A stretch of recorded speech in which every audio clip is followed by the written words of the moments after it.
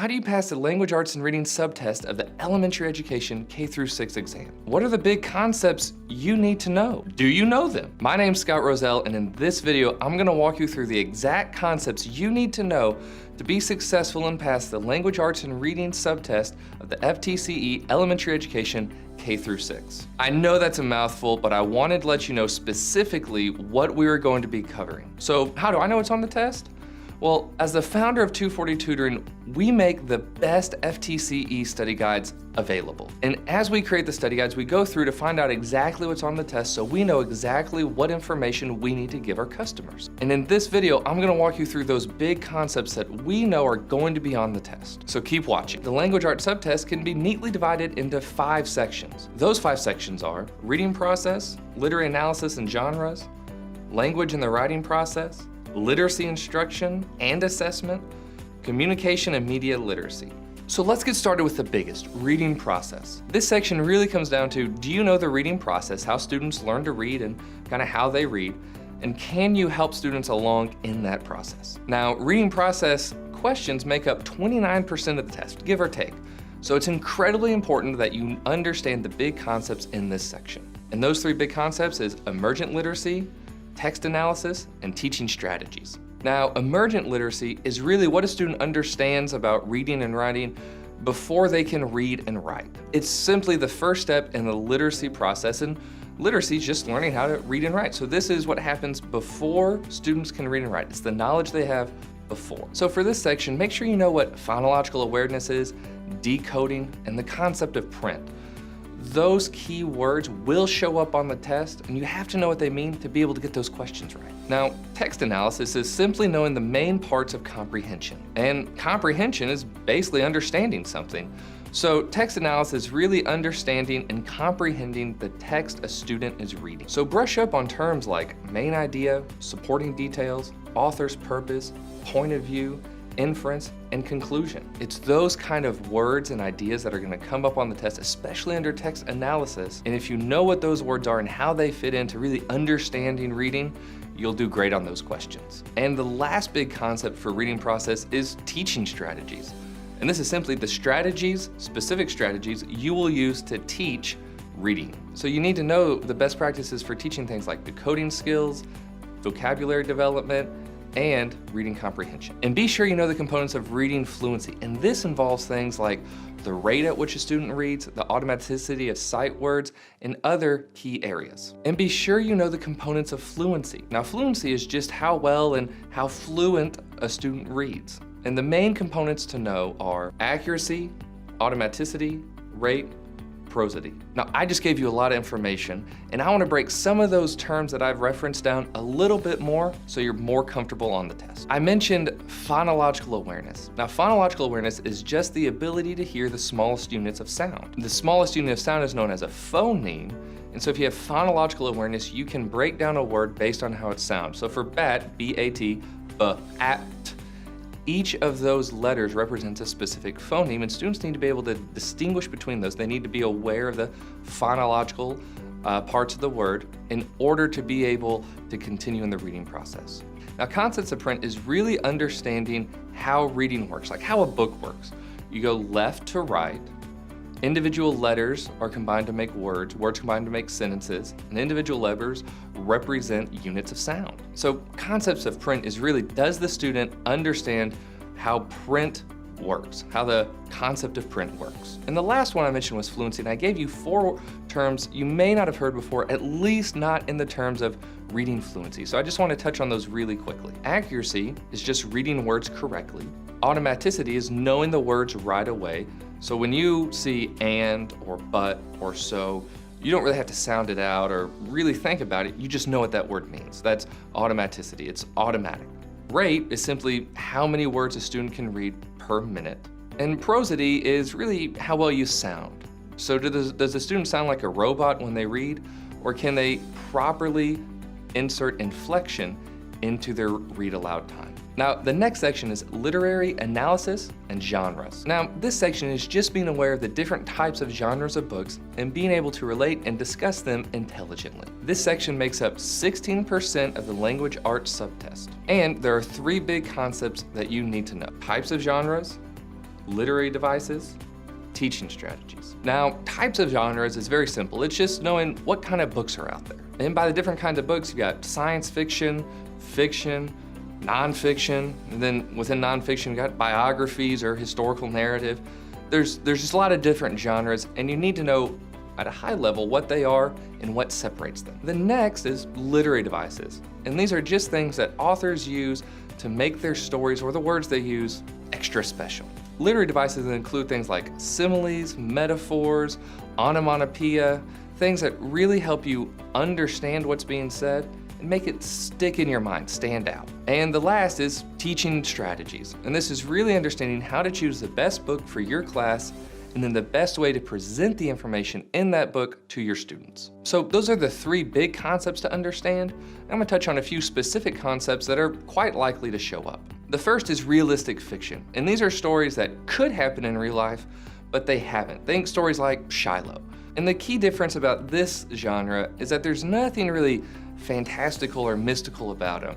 It's very realistic, and it's something that could plausibly happen. The next concept is evidence-based discussions. And evidence-based discussion is really when students use information from the book, plot, a specific excerpt or a quote, to justify and explain their answers or comments in a group discussion. So really, evidence-based discussion is just using evidence to base your answer or your comment on during a discussion. And the last specific concept in this section is multicultural text. And multicultural texts are really about books or genres that represent minorities in our culture. So these are people based on race, ethnicity, gender that typically don't have a mainstream representation in genres. They're multicultural and they represent multiple cultures. Now, if all this seems like a lot of information and you feel like you're gonna have to go hunt around the internet just to find all this out, don't worry.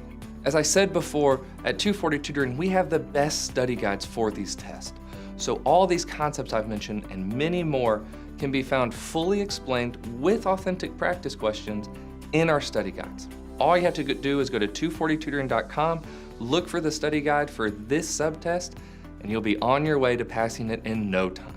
Now, let's get back to the video and discussing the language arts subtest. The third section we're going to be discussing is the language and writing process. And this section is really all about the writing process. So you need to know how students develop in the writing process, what the writing process is, and how to effectively teach the writing process. The language and writing process section makes up 16% of the language arts subtest. And there are four big concepts in this section that you really need to know: the developmental stages of writing, the writing process, the modes of writing, and teaching strategies. Now, the first big concept is the developmental stages of the writing process. And this really takes when students are hardly understanding how to write, they're just scribbling, to being fully formed writers. And the stages of writing development are scribbling, then mock letters, then letter formation, then word writing or writing words, then constructing sentences, and then finally spelling, punctuation, and grammatical expression. So you need to be familiar with each stage of the writing process and a student's characteristics in each one. This will help you identify, especially on the test, if you have a writing sample from a student, what developmental stage they're in, and how best to engage them in instruction. Now, that is the stages of the developmental writing process. The next concept you need to know is the writing process, which is very different. The writing process really focuses on a specific project or assignment and how a student should progress through from receiving the assignment to completing it. So the stages of the writing process are pre-writing, drafting, revising, editing, and publishing. So a student's activities at each of those stages will be a little bit different with a specific purpose in progressing the project along. So you need to make sure you understand what each stage is and the purpose of it and what students' activities in each stage need to be. The third concept is the modes of writing. And the modes of writing is just describing the different ways that students can write. The three main modes are narrative, informational or explanatory, and then argument. So make sure you know the differences between a narrative text, an informational or expository text, and an argument. Now, the last big concept to know is teaching strategies. Now, teaching strategies really relies on understanding what the writing conventions are and how to teach the writing conventions to students. Writing conventions include things like spelling, punctuation, capitalization, syntax, and word usage. And really all those are just combining together to teach the craft of writing. Now, I did mention a few things within the big concepts that are very likely to appear on the test, and I want to focus in on these specific concepts so you can be better prepared. The first is revising versus editing. Now, revising is really dealing with the presentation of the message, so moving words and sentences around to better communicate your ideas. Editing is just fixing spelling and grammatical and punctuational errors. Now, another specific concept that I mentioned earlier is narrative writing. Narrative writing is very likely to come up on the test, and you need to know the characteristics, like it has a plot, characters, a general arc of a conflict within the story. So knowing the basic characteristics of narrative writing and how you can communicate that to students so that they can too write their own narratives is very important. Now, the last specific concept is figurative language. And this is really just when you use words in a different way than normal. And figurative language includes things like alliteration, hyperbole, metaphor, onomatopoeia, personification, or simile.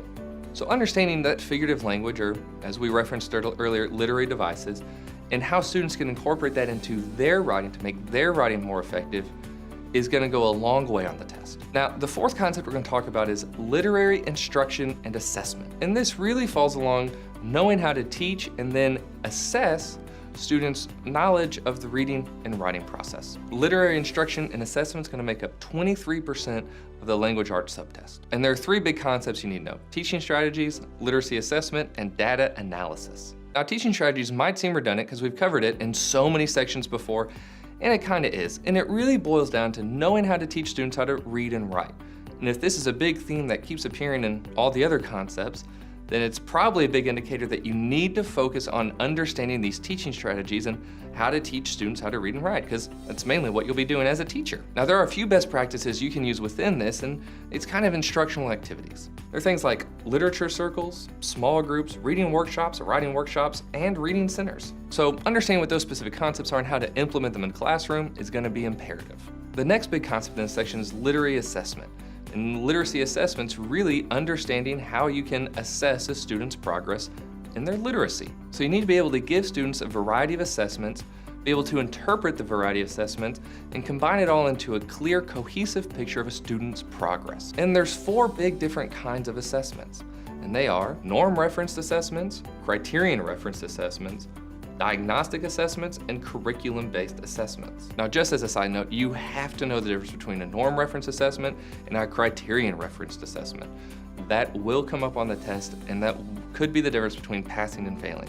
So make sure you find out exactly what the difference is between those two. And if you want a quick way to learn that, just get a 240 Tutoring study guide. And then the last big concept is data analysis. And data analysis kind of builds on what I said earlier about being able to take all the information from all the assessments and all that data and analyze it into one cohesive picture. And this data really should be able to guide you on how you create materials for students, how you create curriculum, and then also how you engage students with teaching. Are they responding to various methods, maybe better or worse? Now let's move on to the fifth and final section, communication and media literacy. This section really comes on to knowing how to communicate with students and use technology in the classroom. And this section is going to make up 16% of the test. Now that might seem small, but a lot of the information that includes kind of bleeds into the other areas, so it's important to pay attention. And the three big concepts you know here is communication techniques, technology, and again, teaching strategies. The first big concept is communication techniques. And this really means how you engage and communicate with others, specifically your students. Now, a few aspects of communication techniques can include things like questioning, paraphrasing, eye contact, voice, and gestures. Now, of course, there's way more than that, but I just wanted to give you an idea about when I say communication techniques, what that entails. Now, for one of the big concepts, it was teaching strategies. Now, this can seem, again, redundant, but in this particular section, it's teaching strategies to develop students' listening and speaking skills. And these really focus on a student's ability to engage in conversation, understand what's being said, and possibly present or communicate information of their own to an individual or to a group. And finally, the last big concept's technology. You're gonna need to know the big kinds of technology used in the classroom and the most appropriate way to use them. There is a right and wrong way to use technology. It's very important to know that. Not all technology is good, not all technology can be used well in a classroom. And so some of the big things being used in classrooms today, some big technology things, are things like smartboards, Chromebooks, iPads, digital textbooks, cameras, and networked learning. The ed tech sphere is a huge sphere and there's constantly things going out. So there's constantly things to learn. So just spend a little bit of time orienting yourself with the big technological movements in education and how they're used effectively in the classroom. Now, one specific concept to really know in communication media literacy is active listening. Now, active listening is really being completely focused on who's speaking. So you're listening to me right now. You need to be fully focused because I'm giving you great information here. So active listening involves much more than just actually hearing the words, but blocking everything else out so the speaker has your full attention. Now, I'm gonna go over a few example questions, but just so you know that all the concepts discussed here, plus many, many more, and hundreds of authentic practice questions can be found in the 240 Tutoring Study Guide. So make sure to go to 240tutoring.com, just look at the study guide. We have free samples so you can get more practice questions, more elaborated specific content for the language arts subtest. It's gonna be a huge help in getting you towards passing that K-6 exam. Students in a 4th grade classroom are having difficulty with their oral language skills. The teacher knows that they must have many opportunities for the development of these skills, which includes listening, speaking, and understanding. Which answer below is not a purpose of speaking orally as a part of the process of oral language development? A, giving and/or clarifying information. B, making good appropriate word choices. C, getting practice in clear pronunciation. D, practicing in schema development. Now take the time and really try to answer the question. You can pause the video if you need to. I'm about to give you the answer and the explanation. The correct answer is D. Schema development is determining a structure of knowledge about anything. It is a comprehension skill and not specifically related to oral language development. A teacher wants to develop reading fluency in his 1st grade class. Which of the following would be the most effective activity to enhance the student's reading fluency? A, creating a graphic organizer after reading a student-chosen book. B, engaging in a literary discussion group in the library. C, reading a book or essay on a level above the student's independent reading level. Or D, rereading stories that were used during a guided reading activity. The correct answer is D. Students acquire reading fluency and comprehension from books read during guided reading lessons with the teacher. Repeated readings with familiar books improve reading fluency. For their morning work, a 5th grade teacher has students dissect the word disconnected. The students are required to break the word into a prefix, a root word, and a suffix. Students then hypothesize the meaning of the word. Which of the following skills will this help develop? A, blending onsets and rhymes. B, decoding. C, phonemic awareness. D, blending phonemes. The correct answer is B. Using structural and morphemic clues to find a meaning of the word will promote a student's decoding skills. Those were just a few practice questions to give you an idea about what's going to be on the test. If you want a better idea or you want more questions, more instructional content, or more flashcards, just go to 240tutoring.com and get the 240 Tutoring K-6 Language Arts Subtest Study Guide. If you have any questions, leave a comment below. Don't forget to subscribe. Look forward to hearing from you.